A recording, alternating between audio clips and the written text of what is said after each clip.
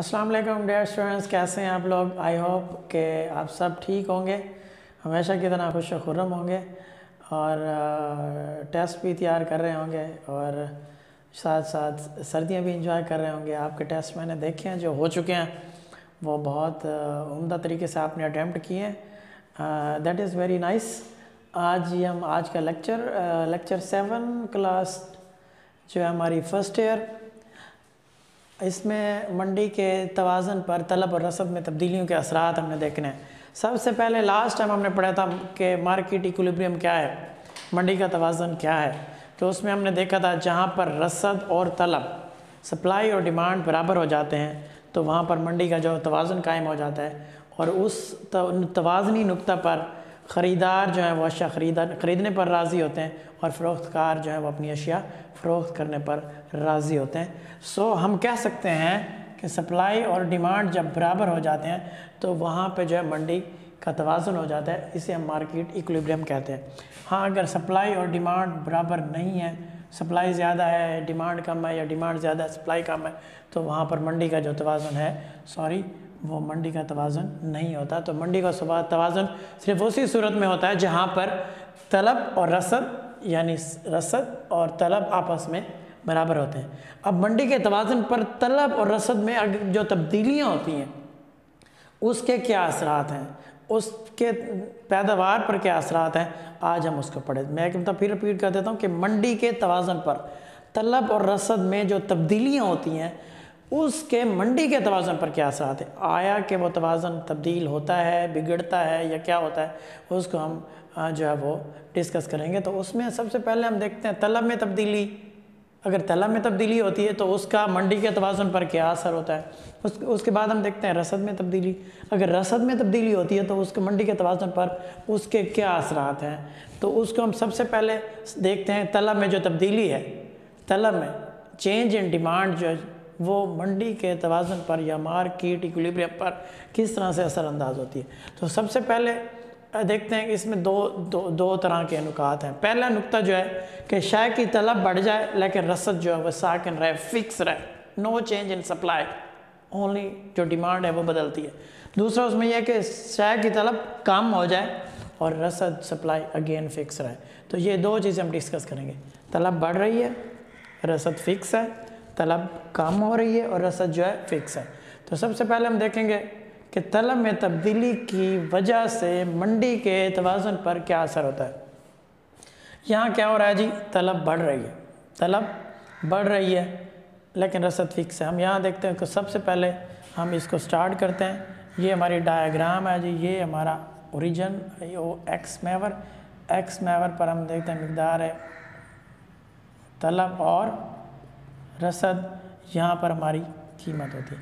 तो यहाँ पे हम देखते हैं सबसे पहले ये हमारा डिमांड कर्व है, ये सप्लाई कर्व है।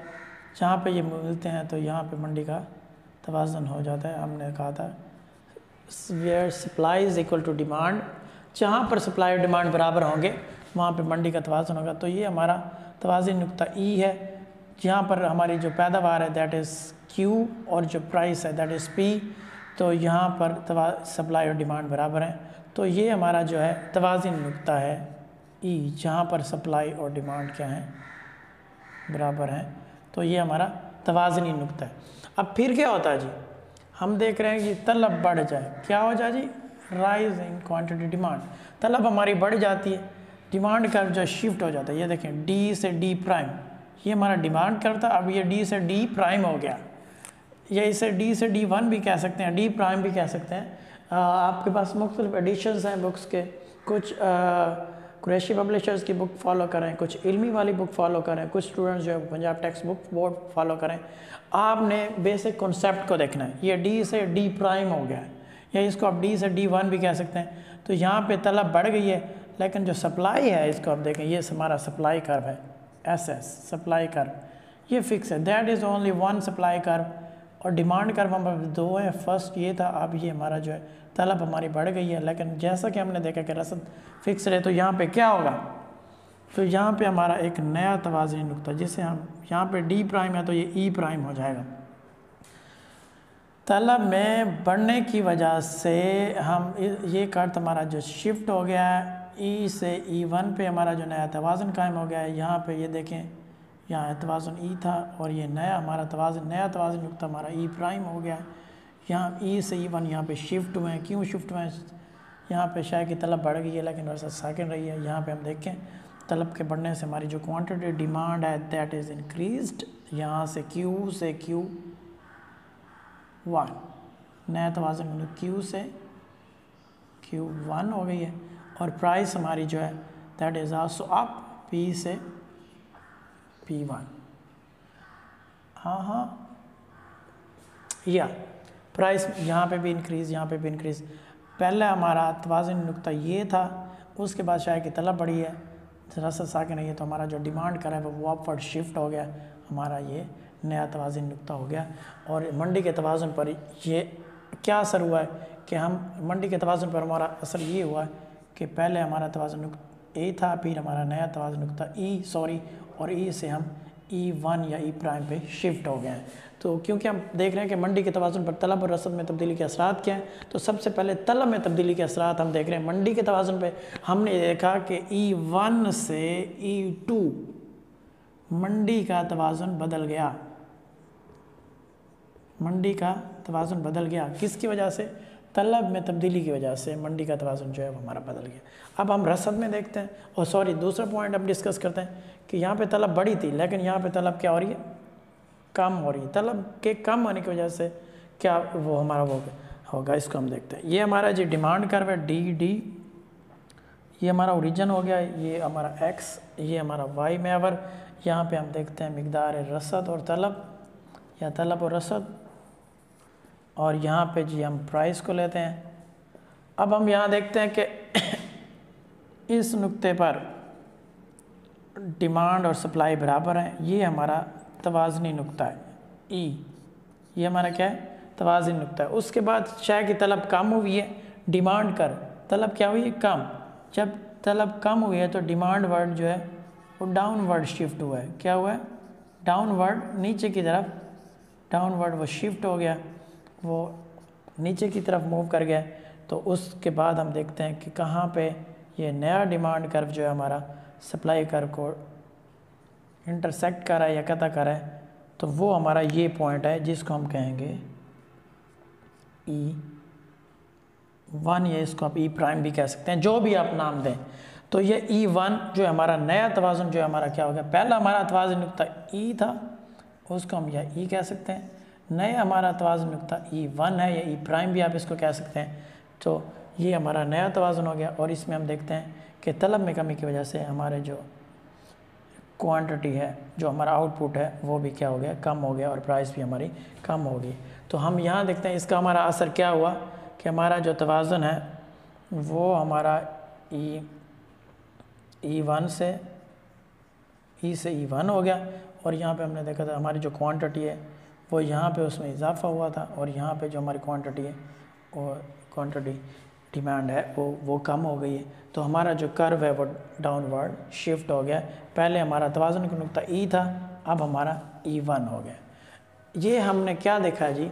हमने देखा है कि तलब में तब्दीलियों के क्या असरात हैं मंडी के तवाज़ुन पर। जिस तरह से हमने देखा कि तलब में तब्दीली के क्या असरात हैं किस पर? मंडी के तवाज़ुन पर। अब हम देखेंगे रसद में जो तब्दीली है उसके क्या असरात हैं किस पर? मंडी के तवाज़ुन पर। यहाँ पे हम देखते हैं कि रसद, चाहे कि रसद बढ़ जाए लेकिन तलब साकिन रहे। यहाँ पे तलब बढ़ी थी, रसद साकिन रही थी, यहाँ पे शायद की रसद बढ़ रही है, तलब साकिन रहेगी। तो यहाँ वही ये हमारा जी, हम इसको देखते हैं, हमारा ओरिजिन है, ये हमारा एक्स मैवर है। यहाँ पर मिकदार रसद और तलब, मिकदार रसद और मिकदार तलब, यहाँ पे हम हमेशा प्राइस को लेते हैं। तो यहाँ पे हमारा इक्विलिब्रियम देखते हैं। इक्विलिब्रियम पॉइंट ये है, यहाँ पे हमारा ये सप्लाई कर्व और डिमांड कर्व को इंटरसेक्ट कर रहा है, तो ये हमारा तवाज़ुनी नुक्ता है। उसके बाद रसद बढ़ गई, देखें रसद हमारी बढ़ी है, तो हम ये देखते हैं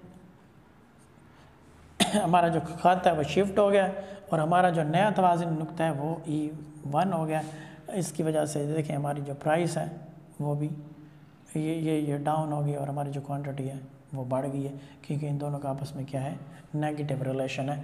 और हमारा जो तवाज़ुन है वो चेंज हो गया है E1 से E2, सॉरी E से E1।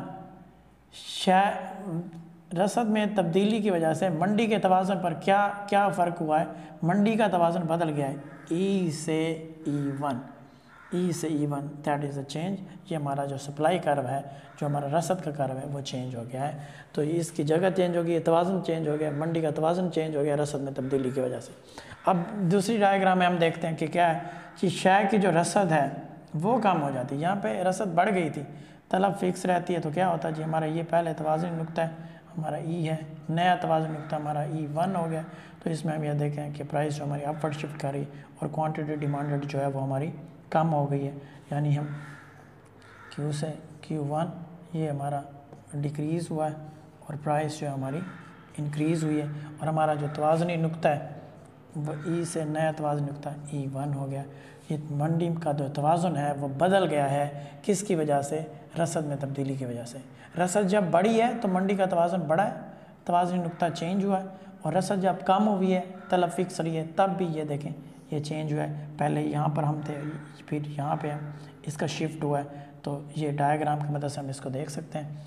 तो ये था हमारा आज का लेक्चर, जिसमें हमने देखा कि मंडी के तवाज़ुन पर तलब और रसद में जो तब्दीली हैं वो किस तरह से असरअंदाज होती हैं।